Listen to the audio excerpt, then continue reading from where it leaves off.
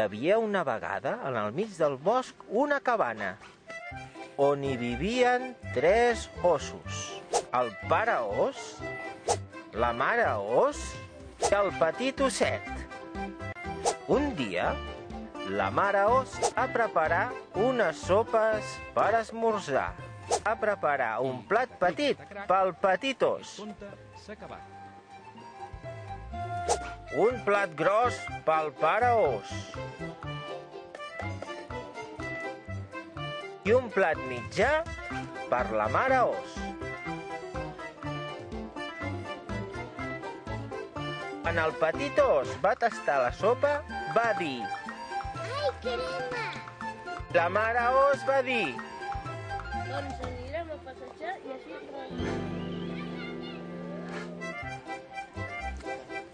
I per allà va venir passejant una nena molt maca que es deia Rínxols d'Or. I va començar a menjar pel plat del pare ós.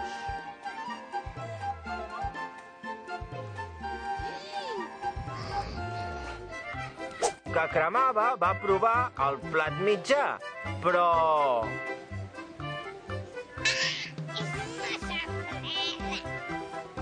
Però quan va tastar la sopa del plat petit... ja no cremava.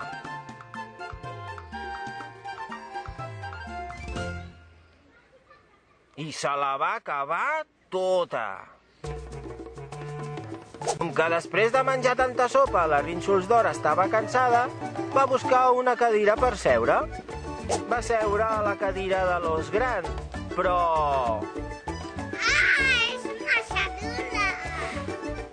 Va provar la cadira de la mare ós, però...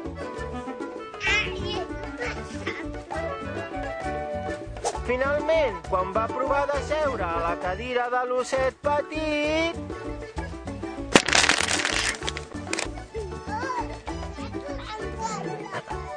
La cadira es va trencar. Amb la caiguda de la cadira i com que havia menjat tant, només tenia ganes de dormir. Va pujar al pis de dalt per trobar uns llits. Va provar el llit del pare ós, però no li va agradar.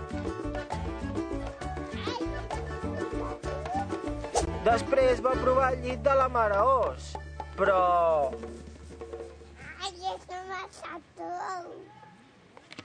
I finalment va provar el llit del petit osset i... Està molt bé! Quan els 3 ossos van tornar, van notar que algú havia entrat a la seva cabana. Algú ha tastat la meva sopa. Algú ha tastat la meva sopa.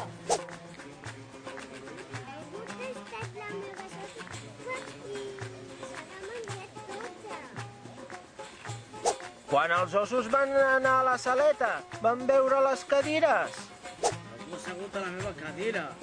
Algú ha assegut a la meva cadira. Algú ha assegut a la meva cadira. Pare ós va mirar el seu llit i va dir... Algú ha dormit en el meu llit. Mare ós va mirar el seu llit i va dir... Algú ha dormit en el meu llit? Algú ha dormit en el meu llit i encara hi és. I llavors, la Rínxols d'Or es va despertar i en veure aquells ossos tan ferotges es va espantar i va marxar corrent.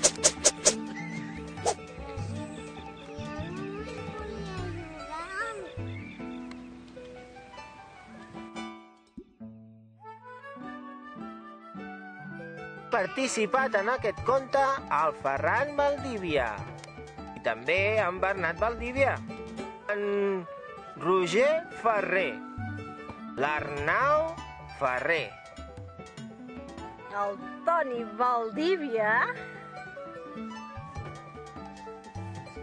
I la Montserrat López. Adéu!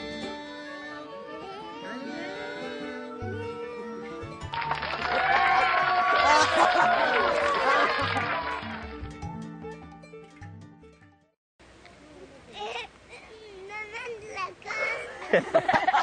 Merda. Què? Res.